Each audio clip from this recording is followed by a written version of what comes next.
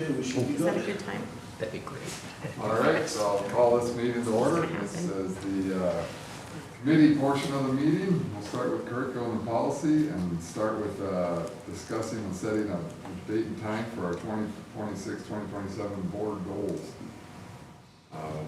We usually try to do that here in June. In the past, if we don't have a meeting, how's it looking for the end of June? I don't think we'll have to have a second meeting. So we just want to use that date and time, the June 24th. 24th date to have just a board meeting for go over our board goals. So it's already set. All right. We'll run it by Matt. I'm pretty sure he'll be here. I know we knew he was going to be gone today. Do we want to still use like this room, or do we want to go somewhere? Well, we have done that in the past where we've rotated buildings. I mean, it's nice we have all this stuff, here, but I guess for board goals, we aren't broadcasting it. So we could go to one of the other buildings if we want. I don't have a suggestion, actually. I mean, we've done it at the library, downtown St. Croix. We've done different things like that in the past too. Unless you guys wanted to venture around. Should we make it next week? Okay. We'll go here. We can go here, it's one less thing for me to remember. All right, so tentatively we'll set it for, is that we don't have to make a motion on that, do we? Or do we, because it's a meeting? You approve it. Okay. Or no, We'll you approve it don't. later in the meeting, No, you don't. You approve the meeting schedule.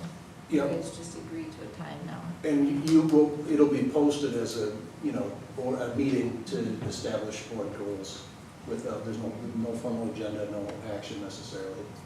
And then once those goals are developed, we can approve them in July, if you get them done that night. but, Yeah. So, all right. the posting would be reflecting a different approach, which is what we normally do. Yeah. Does the same time work? You want to go 5:30, 6? I like consistency, All right. personally, in case anyone. This one. All right, so 5:15 on the 24th, we'll do our board goals. That was easy, thank you. Next is the policy 528.1, staff communication with students. Yeah, so as I mentioned in your board update, this is a new policy based off of a WASB draft for the benefit of Jess Milky. The school district works with or purchases a service from the Wisconsin Association of School Boards that provides draft policies for boards to review and update, incorporate as their own school district policy. The district still has unilateral authority to make modifications to those policies as they see fit, which, as they're put together, they're reviewed. But they're also, through that process, they are evaluated and written in such a manner that we're legally compliant with respect to what Wisconsin state statutes are, federal guidelines or statutes with respect to policy. So it's not as the districts don't have to use the service, they can. WSB provides one, Neola is another one that districts in Wisconsin use. The other option is that people kind of pull policies from other school districts that are publicly available and meld them together to make their own kind of a thing. So there's no requirement around how you develop policy, but there are, in many cases, state statutes that are new, as is in this case, and part of the statute requires school districts to develop policy. So that's where this 528.1 comes from, staff communications with students. So that was as a result of a recently approved law that was signed that was a recently approved act that was signed into law by Governor Evers with respect to how school staff members, including volunteers, communicate with students. You've heard some things likely in the news about grooming and those sorts of behaviors. So Wisconsin is among many states that are adopting similar approaches, and I thought I heard something similar happening in Minnesota too. So it's nothing that is, it doesn't really change our practice in any way, shape, or form. One of the requirements is that we have a policy. It has to be explicit to staff and students. It has to outline what the potential consequences are for violating the policy, which of course is, discipline up to and including termination. And it has to be, our staff members have to be made aware of it. So when the, and we have to have training. So when the policy is approved, likely there'll be updates to the handbook, because you'll see a staff handbook update coming forward, and there'll be a couple of different things that are updated this year. And we will either include reference to this policy with a link, or the policy in its entirety. I haven't determined yet what that's going to look like. But adding a new section to the staff handbook to incorporate that. And then our principals will have conversations with staff members in their opening staff meetings to talk about the policy and what it means. And then, like I said, we have to have training, and as it stands, the DPI is in the process of developing that training, so it'll just be incorporated into our opening in-service sort of activities where staff members do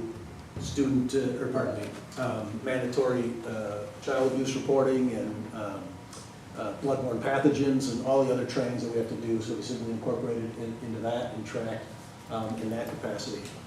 As I said, we already have guidelines or directives that are out there with respect to how staff communicate with students and what the expectations are. This policy ensures that we're compliant with the new legislation. So it would be in addition to or over and above that. So is there any other, so we didn't have any of this in any policy? Like, I know, we communicate with, maybe it's more parents, right? The apps that the coaches use and different things. Is that directed towards parents more, or do the kids get those too? Staff and students and kids. Staff and students, and I'm pretty confident that there is references, like in the high school handbook and other staff level handbooks. Activities goes to, I believe. Yep. And in the code with respect to what the proper communication approach would be. Yeah. So there are expectations out there. The difference is, or the caveat of this is that this policy makes sure that we're compliant with the new legislation. In reality, I don't see this as being any sort of change in behavior for any staff member. Right? This isn't going to cause us to really do anything differently. It simply clarifies that there's certain things that we think we're telling you can't do. They're explicitly spelled out, and use district-approved sort of communication. Because what ends up happening, particularly with like coaching in youth sports or sports in general, or theater, or not typically classroom-based. It's not typically classroom-based. It's usually extracurricular-based, where it's like, okay, we have a schedule change, or storm's coming in, and people are traveling 3 hours to get to Ashland to watch a game, and once we get up there, it's canceled. How do I get the word out? So it's not atypical in the past that somebody might have personal contact information for students and parents and use like Snapchat or Facebook Messenger or something like that. We've asked staff to steer away from that, but I'm saying in the past. So several years ago, it wasn't atypical for that sort of communication to take place. I don't say that that's inappropriate, right? Because you're saying, hey, the game's canceled. What this does is clarify the lines along what that communication is going to look like. You're correct, the athletic department did say, okay, coaches, we would like you to use this app for communication, and that was more around accountability and record keeping, so that we have, admin and so forth have access to what communications are out there and what's going on. And it ensures that staff members aren't, potentially communicating via other means with students where you're not aware of what might or might not be going on. So this isn't in response to anything that we think is inappropriate. It's in response to new legislation or required to create the policy. So, just to understand, so what I'm hearing is that right now how we're operating is not going to change. We're just establishing this framework.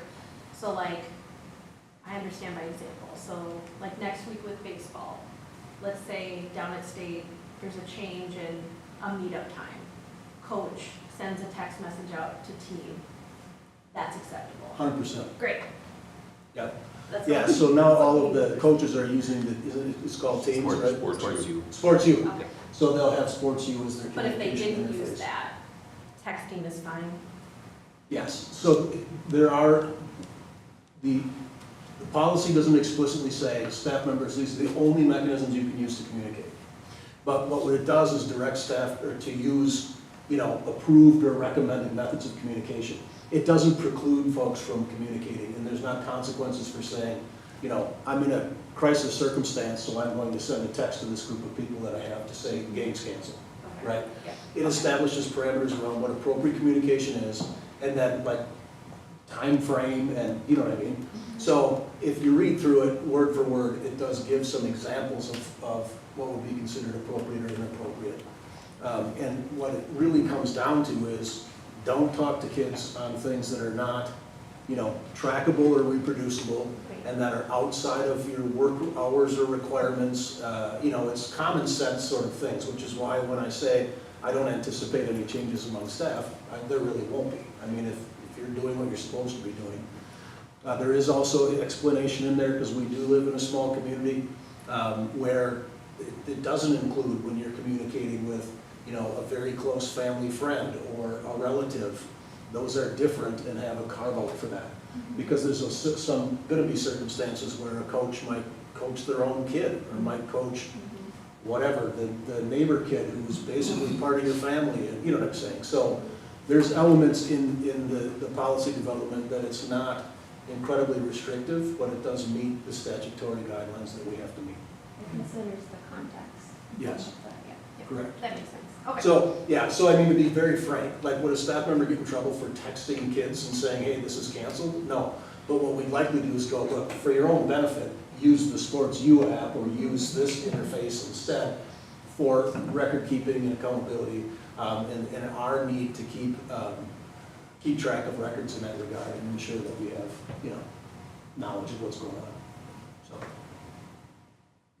Just for their own sake too, protection for them. Correct.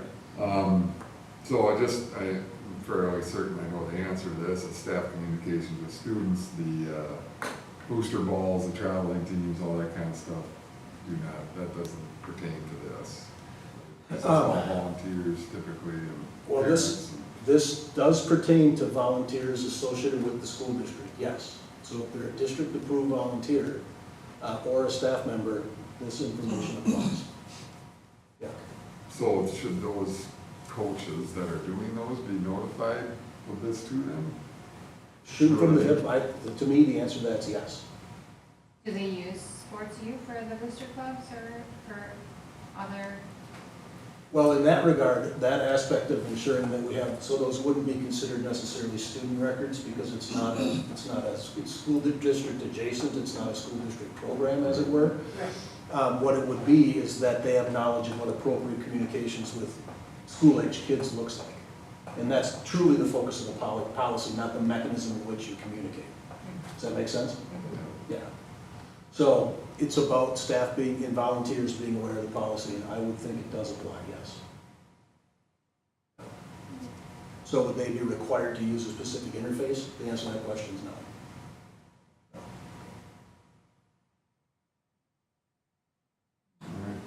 Any other questions?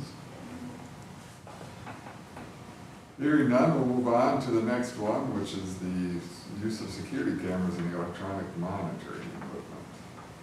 Yeah, so this policy is also as a result of new legislation, and we're obligated to have policy that's explicit about the use of security cameras and electronic monitoring equipment on school buses in particular, okay? Everybody that's sitting here tonight, and probably anybody that's listening, or any student that we've had for the last many years, 20 plus, knows that we have surveillance cameras in pretty much all of our facilities. We have more probably than we did 10, 15 years ago, but this isn't a new development. And so in order to be compliant with the new state statute, we needed explicit language with respect to surveillance on school buses. Now, what's a little bit ironic is that that's the only location in which legal recommendation would be that we are allowed to capture audio. And this is all couched in student privacy and expectation of privacy. And the idea that we're capturing visual images is something that people are keenly aware of. I mean, you're pretty much recorded almost anywhere you go now. But the recommendation so far, legally speaking, is that you do not capture audio in those circumstances because of the expectation of privacy, as well as multiple other potentially unlitigated things with respect to what free speech and so forth and so on. So across the board, all of our cameras capture audio, or video, pardon me, video only, with the exception of school buses, because the new statute does say that audio and or video recording is allowed on school buses, and that's the only area in which it's allowed. The question that I asked, and you're probably thinking too, is, well, haven't we had cameras on school buses for a long time? And the answer to that question is, yes, we have, but there just hasn't been Wisconsin state law that backs up, to the degree this law does, the fact that they are there and how they can be used. So it provides clarity, or some more clarity around that. Why did I select this 731.3 that encumbers all surveillance and security use throughout the district?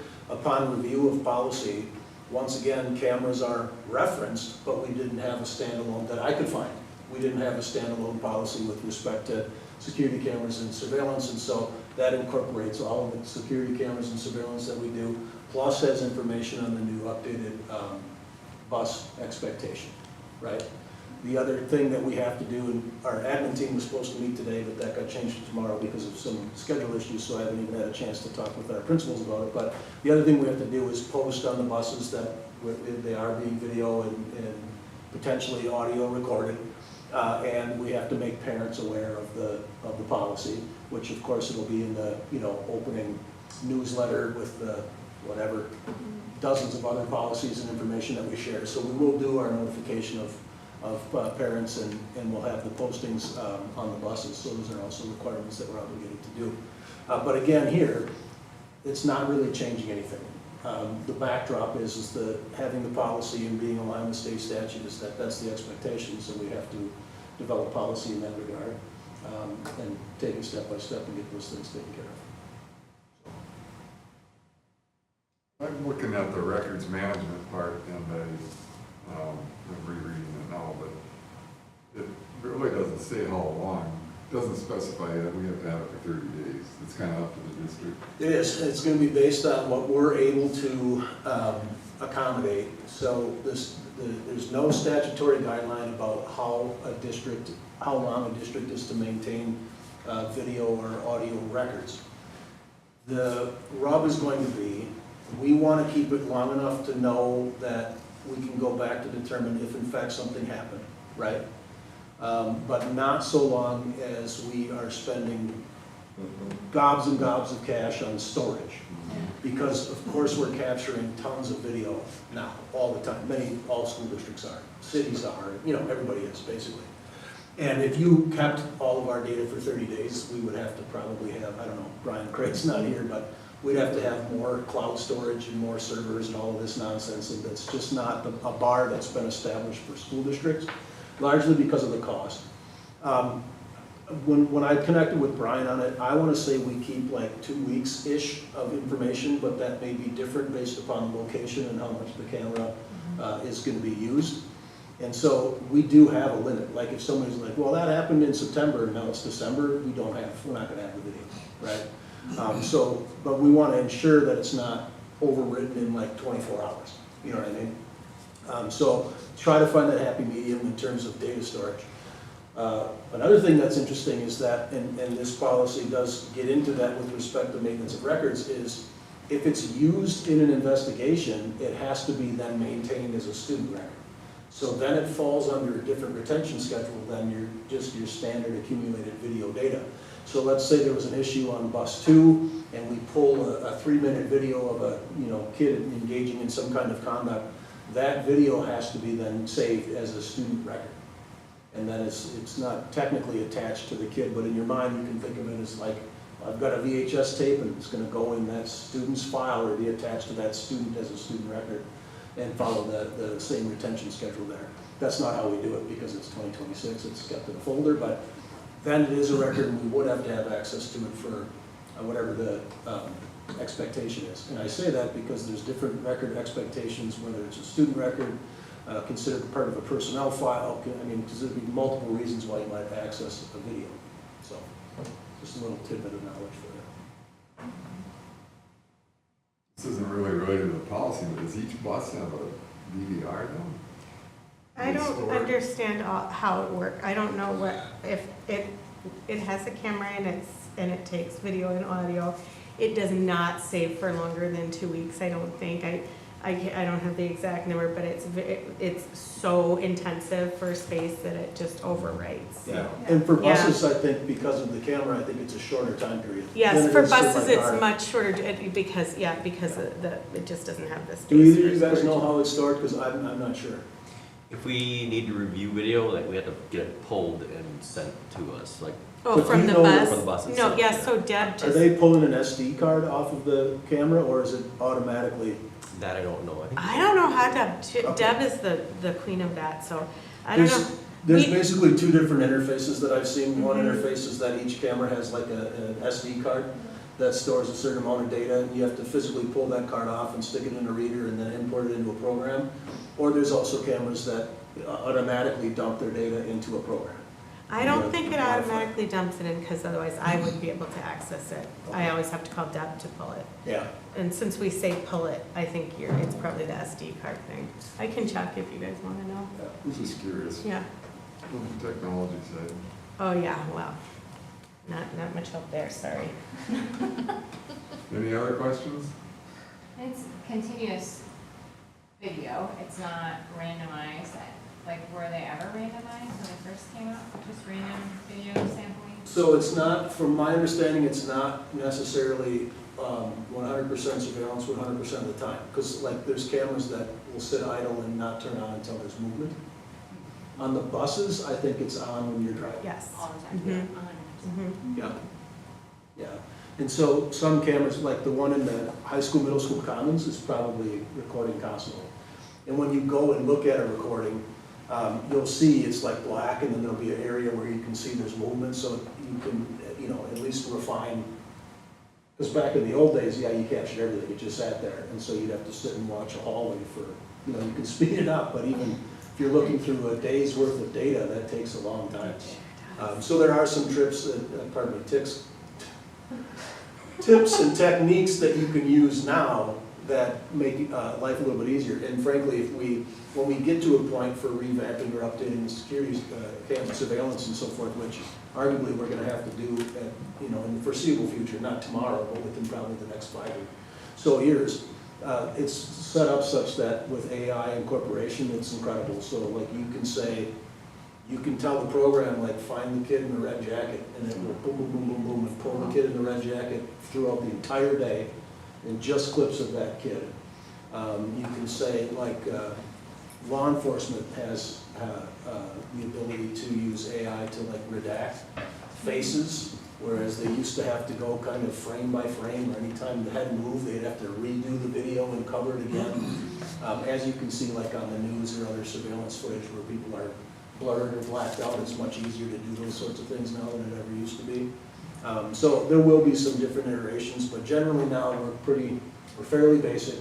We've beefed up the system to a degree, found with Josh Tyler like where holes are, where we could use additional surveillance, and so we've made some updates and some modifications, but it's fairly basic. And I think for the benefit of the board and the benefit of anybody that's paying attention, I would be remiss if I did not mention, people are not allowed to have access to the video at all. So if a parent has a student that's involved in something, they can come in and view the video, but they cannot have a copy. The only way that we can turn over a copy by law is if we get a subpoena or a court order to turn over video. So that's very clear. The reason being is that I'm going to say probably 100% or 99.99% of videos have other people's kids in them. And those are considered pupil records once you pull that and review a certain incident.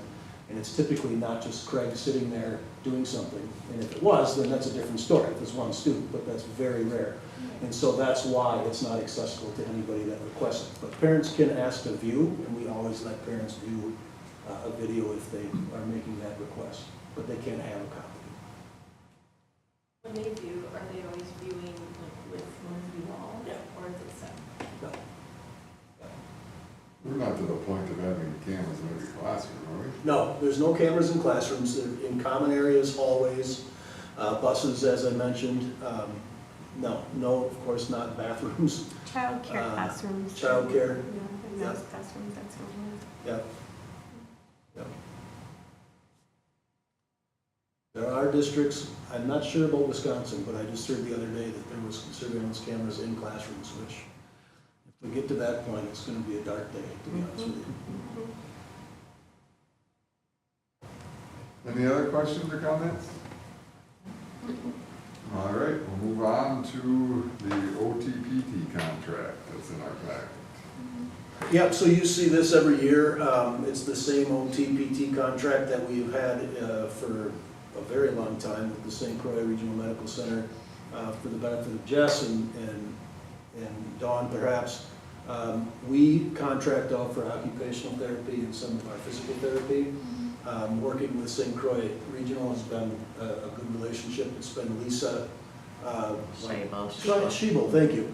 I couldn't think of her last name. She actually went to OT school with my wife, I believe, so there was a connection there from way back in the day. But she's been the OT here, and PT, I think, is much less used, but we have some ability to access their PT services as well, as that's called for in IEPs. This circumstance is the only other option really is to employ our own occupational therapist. And I don't believe it's a full-time sort of contract. And trying to find an OT that's less than full-time or for, you know, $50,000 a year, whatever the case may be, is going to be next to impossible. So it's a decent relationship, and I would recommend we approve it. Did the per hour rates, did they increase from the last time we had a contract? I think so. I don't know. They did, yes. I'm not certain what that total difference is. What we're being billed for is always going to be the employee's total package compensation and then some administrative costs. I don't know what percentage it went up. I didn't connect with Shelley on what the increase was. But typically that's going to be encumbered in like a salary or a wage adjustment. So it's not atypical. That's going to be like 3 to 5% increase on an annual basis. So we pay for that one person's full-time, oh, okay, No, we pay for the hours that we get. just, okay. Yeah. Do we know how many hours that is? I mean, I'm assuming, you know, if it's PT, that's one thing, right? That's usually, Yeah. you know, injury related or something. But OT, are those services kind of consistent throughout the year? They are, yeah, and so I want to say that Lisa's probably a day a week, Yeah. maybe 2. She may come 2 days a week, but it's not for the full day Yeah. each time. And it does vary depending on what's in people's IEPs. Correct. So some years a little less, some years a little more. And that's OT, the we other- almost never use the PT, almost never. Yep, and that's the other thing that's nice about having it be a contracted service is the fact that we would be inconsistent. So we might have a 60% this year and 30% 2 years later, you know, so And it's always the same OT. it has been. But it's not guaranteed, so we're just Yeah. lucky that it's, because Lisa has great relationships with staff and kids, Yes, and yeah. she does a nice job. And having her around for now 20 years, it's been, that's a definite asset. Definitely. But that doesn't mean that it has to be her now. Anything else? All right. That's it. We'll call the board meeting to order. We'll start with the Pledge of Allegiance. I Pledge allegiance to the flag of the United States of America and to the republic for which it stands, one nation, under God, indivisible, with liberty and justice for all. Roll call. Matt Bryce, Tashina Rager, Here. Don Milky, Here. Jessica Milky, Here. Brent McCurdy. Here. All right. Jessica, would you mind reading the mission statement and the rules of the meeting? Yeah. So our mission statement is, the mission of the school district of St. Croix Falls is to provide a supportive, student-centered learning environment that cultivates character, fosters academic excellence, and embraces diversity. The board meeting rules are: focus on the mission vision statements of the district, come prepared, be respectful of others and open accepting of ideas, actively participate, avoid side conversations, and remember board meetings are open forum.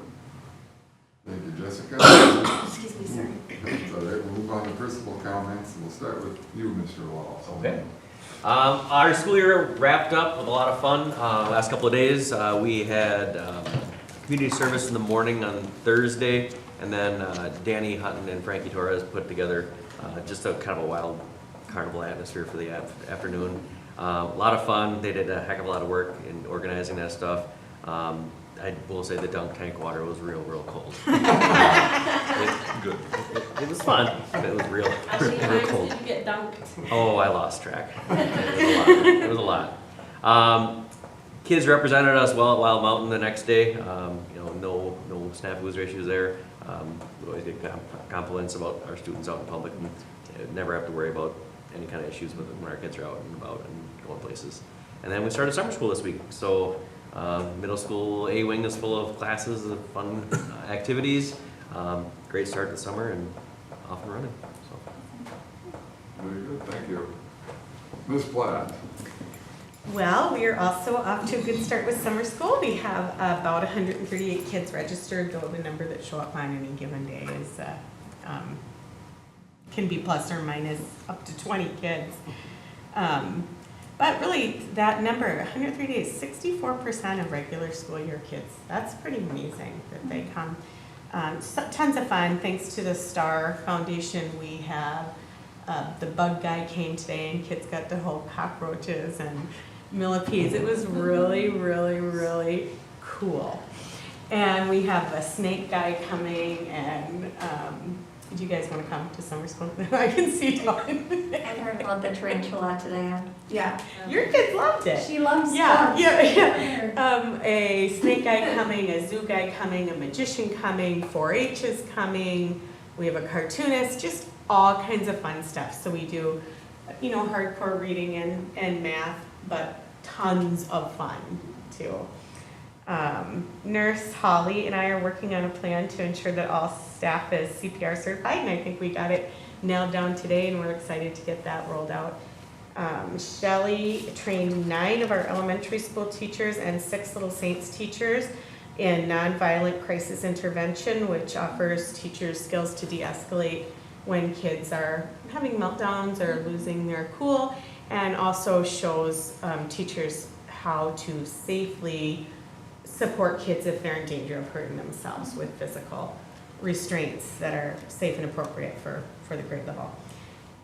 New kindergarten playground is in, and they mulched it today, so we're going to play on it tomorrow. And the new used bus will be delivered on Monday. The playground that's on the west side, right? No, No? what west means. If you go, yes, Towards the big hill. Closest to the home. Towards the river. the one out by Focus Dads. That's how we do directions. Yeah. Jackson Street. Yeah. The one by one? Focus Dad's house. Oh, sure. Yeah. I was wondering when it was gonna open, because we were there the other night and it was taped. I know, still, but and it's I so was like, exciting, isn't do I it? remove the tape? No, you do not. I didn't. I thought about it, I didn't.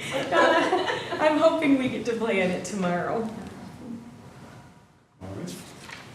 Mr. Wilson. Summer school offerings in the high school, pretty simple. We've got a government class, an online government class. It's got about 30 kids in it, and then we've got about 10 kids that are here for credit remediation. Obviously, in the high school world, you have to earn your credits to earn your diploma. And if a kid falls behind or fails a class, they can come and enjoy 3 weeks of summer school. Have you thought about bringing in the bug guy? It would be so much more It might be a exciting. motivator. I don't know. It could draw some more people in. It could. But I don't know if we want more people in for credit remediation. Yeah, you know, no, I that's- don't. Yeah. Tell them if they don't do their work, you will bring the bug guy in. I don't think that would be motivating. They might enjoy it for real.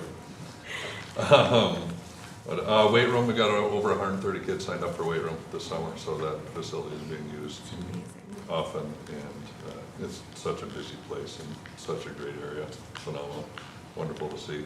Ms. Bauman, Ms. Imhoff, and Ms. Eisenman will be taking 22 students on their educational tour this summer to Panama. So they'll be taking off on the 16th and back on the 23rd, so wish them luck, and it should be a blast. Be a little hotter down there than here even. Warm and steamy. Update on athletics as we end the school year. Track Track girls had their 4x200 meter relay place 6th, and their 4x100 place 7th. So one of the two teams got to stand on the podium. Top 6 place getters get to stand on the podium and receive their medals, which is, you know, when you're at that level, it's a goal to make podium, That's amazing. you know, versus win. You know, it's pretty tough to win. So making podium is a pretty important thing, so that's cool. And then baseball team, as we've talked about, undefeated conference champs, regional champs, sectional champs as of yesterday, and heading to state next week. So 2 games left in their checklist of goals.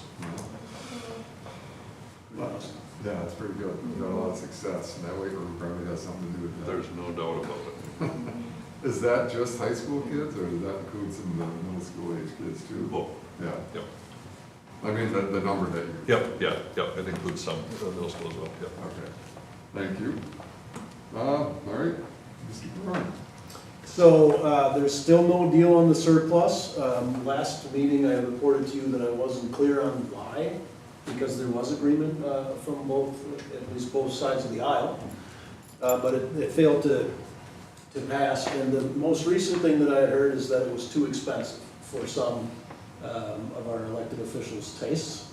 And there's a possibility that they may still get some action on that potential surplus deal. In other news that's not related to the Capitol, but it would be, I'd say, Capitol adjacent, is that John Bales, I think it's been 9 or 10 years, he's been the executive director of WASDA, which is my professional organization, is retiring, and now Damien LaCroix is going to be replacing him as the WASDA executive director, effective July 1st. And Damien was a superintendent for many years at the Howard Suamico School District, so just a suburb of Green Bay, as it were. So that'll be an interesting change, as that leadership has been the same for probably 10 years, I think. And our principal's already mentioned summer school started, so it's been a lot of fun around here, at least from around 8 o'clock until shortly after noon. So you can mess with some kids, and there's some fun stuff going on. Bowling and fishing and remediation, of course, which is fun. But yeah, so things are going well. I can't believe it's June 10th. And when Chris opened and said, "Yep, we just wrapped up the school year," I'm like, God, this seems like so long ago. And it was, I mean, a week and a half or so.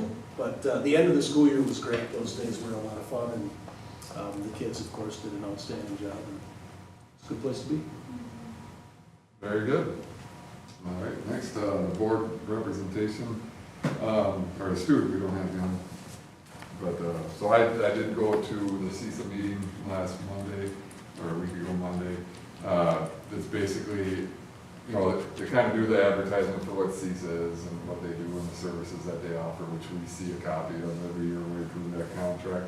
If anybody's interested, we did get the annual report for 2026, some other information about Head Start.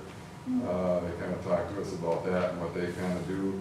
And then most of the meeting was spent on, you know, it's not the one where they bring in guest speakers or anything. It's just business type stuff where we have different clusters throughout CISA 11, which goes from what, up to Ashland down to Prescott or something like that. Yeah, not as far up as Ashland, because they're CISA 12. Oh, okay. So they end Grantsburg-ish, maybe?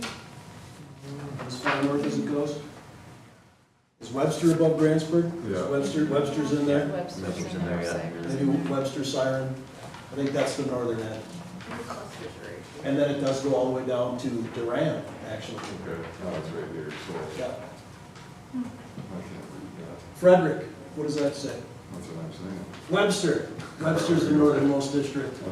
Okay. So if you want to look at that stuff. It's very small. Yeah, so the cluster piece was, you know, so we have representation within the clusters. We're in cluster 1, which is Amory, Clayton, Clear Lake, Frederick, Lock, Osceola, St. Croix, and Unity.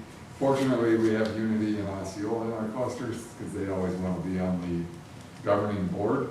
So we don't really have to worry about getting nominated or that kind of stuff. But others, there was a couple of elections to who was going to go on. One was for the at-large bid, and then the other for one of the cluster 4, I think, yeah, with Prescott and Spring Valley. So they had to vote on who was going to be that representative. And then the other piece is if something happens, right, it's a 3-year term. If the person drops off the school board, it's up to the district to either fill that position, or if they don't want to, then like we have a rank. I think St. Croix, maybe we're number 1. If something happens, you know, we would be the first one up for that option to do that. Moving forward, they just, every year they move it by, you know, if you were 1, you go to 6, you know, vice versa, or if you go back up, so. Not a whole lot, but yeah, definitely, it's always good to go talk to the other board members and stuff, and sit with your cluster and see how things are going, so. And I did learn that Deb Peterson has been doing this for 42 years, so. It's a long time. Yep, good for her. All right, we'll move on. Why, did anybody else attend any trainings online or anything? All right. We don't have any public here, no presentation or awards, so we'll go on to the consent agenda. So I'll look for a motion to approve the consent agenda. I'll make the motion to approve the consent agenda as presented. We have a motion by Don, I'll second. second by Jessica. Any further discussion? All those in favor say aye. Aye. Opposed? Motion carries. We're gonna move down to curriculum and policy, and we're looking at the 2026-2027 board meeting schedule, which we talked about last meeting. Yep. Pretty much the same as this year. Yeah, except for the whole board reorg meeting. I'll take a motion to approve that. I'll go ahead and make that motion to approve the 2026-27 board meeting schedule. We have a motion by Tashina, Second? second by Don. Any further discussion? All those in favor say aye. Aye. Opposed? Motion carries. Next is the vote on the OT-PT service contract for the 26-27 school year, which is what we just reviewed. I'll take a motion for that. I will make a motion to approve the OT PT services contract for the 2026-2027 school year. All right, we have a motion by Jess, I'll second. second by Tashina. Any further discussion? Do we have to roll call that? No, we probably can.